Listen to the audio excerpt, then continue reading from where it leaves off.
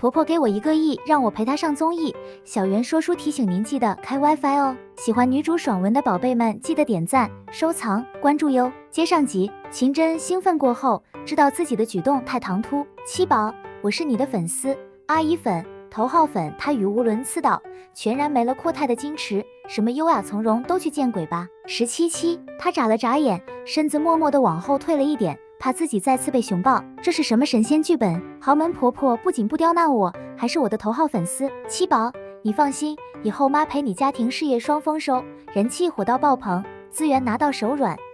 还有演技，我去给你请最好的老师。888说了一堆后，17七总结：穿书后隐婚被婆婆抓包，人生从此走上巅峰。她连忙摇了摇头，想要开口拒绝，又被秦真拦下了所有话。七宝，你还没吃午餐吧？快吃，别饿坏了。说完，婆婆拿起公筷就一顿狂夹菜操作，看得所有人目瞪口呆。小杨站在一边是对夫人没眼看，也一直知道夫人多喜欢17七这号黑红雷云榜人物。之后17七被美食吸引走后，默默地开始奋斗美食。结束后，秦真贴心地把她送回去，全程都是嘘寒问暖，听得17七都反应不过来，直到她到家都没反应过来。哎呀，她猛地一拍自己的大脑，懊恼道，我怎么忘记问婆婆来了的剧本了？她立马给所谓的婆婆发了一个短信，才知这档节目是新的综艺，环节保密。17七怎么有一种上了贼船的错觉？一日清晨，婆婆派人接我去做造型师，一进门就看见婆婆在找我。小杨，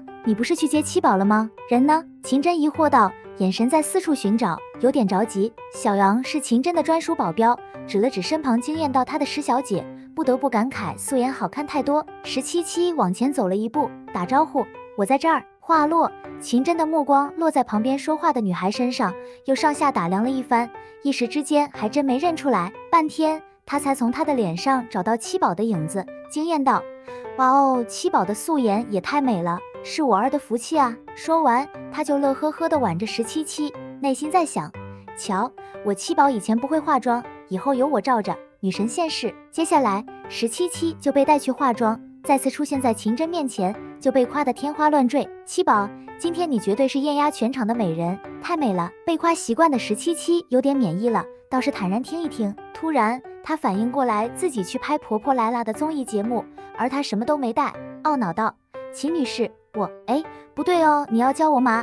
别到了综艺节目上还喊我秦女士，会穿帮。秦真立刻纠正道，面带微笑，也没错怪她没大没小。17七的脑海里出现妈这个字，一时间有点喊不出来，毕竟穿书前自己是孤儿，还没叫过一个人妈。秦真有点失落，边看儿媳妇的接受程度，边努力的说服七宝，现在见证你演技的时刻到了，你一定要把我当成你的婆婆，喊一声妈是你职业要求。说起演技，17七还是很自信自己曾经影后的演技，立马进入到状态。妈，你放心，1亿的报酬我一定会努力配合。这话说得漂亮，却让秦真心底很不是滋味，明明是儿媳妇，还要拐着儿媳妇喊妈，哼，都怪臭儿子不争气。两人聊了一路，基本都是秦真在找话题，直到车停稳后才转身对他说，七宝，今天的开幕式比较隆重，你别害怕，有我陪你。17七，我应该不会害怕，你别担心。不过面对自己上心的婆婆，她能感受出对方对自己的喜欢，倒是浅浅一笑赞同。车门打开后，她与秦真一同下了车，两人从豪车一下便引来了无数人的眼球，震得现场一片惊呼声。天，我是不是眼花？这是谁？竟然是梁城第一豪门秦夫人，炸了今天的头条，绝对炸！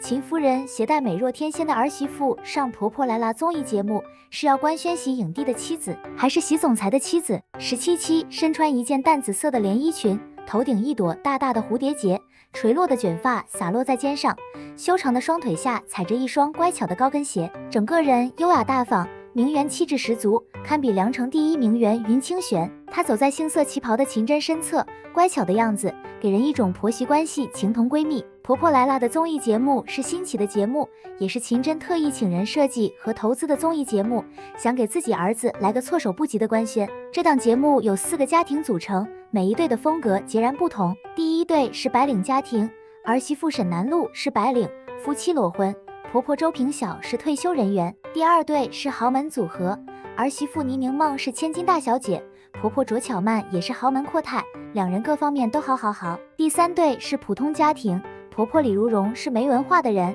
儿媳妇娄淑是普工。第4对就是秦真和1777的组合。其实秦真很渴望自己有个女儿，可惜一连生了3个儿子，老大席墨风次相亲失败，老二席墨寒拒绝任何相亲，老三席墨北还小，所以他只能逼着隐婚的老二坐实隐婚的儿媳妇，可不能让到手的鸭子飞了。节目组的见面会，个个都打扮得很惊艳，主持人早就知道最后一对是幕后 boss， 看着他还真要变出一位儿媳妇，心情是异常的激动。他连忙上前迎接，秦夫人，你终于来了，快跟大家认识下你家的儿媳妇。秦真一直牵着1777，怕他害怕这样的场景，笑眯眯地看着他，对着镜头说，七宝是我家的心头宠，初来乍到，多多关照。众人弹屏也疯狂地流转起来，这是谁？秦夫人，怎么回事？梁城第一豪门席家什么时候有喜事了？七宝，她是席家哪位男神的小娇妻？